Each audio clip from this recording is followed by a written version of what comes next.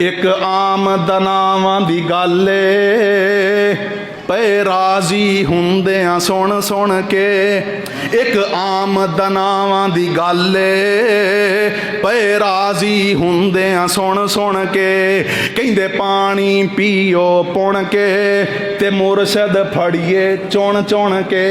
असां चुन के मुरशद फड़िया जिदा सब नालों उच्चा सितारा है। असां चुन के मुरशद फड़िया जिदा सब नालों उच्चा सितारा है।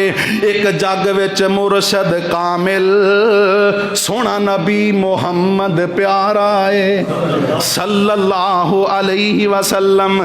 जेड़ा लड़ उस दे लग जावे उन्हों मिलना अजब नज़ारा है। जेड़ा लड़ उस दे लग जावे उन्हों मिलना अजब नज़ारा है। लोकी मुरशद फड़दे ने छोटे साडा छोटियां नाल ते जोड़ नहीं।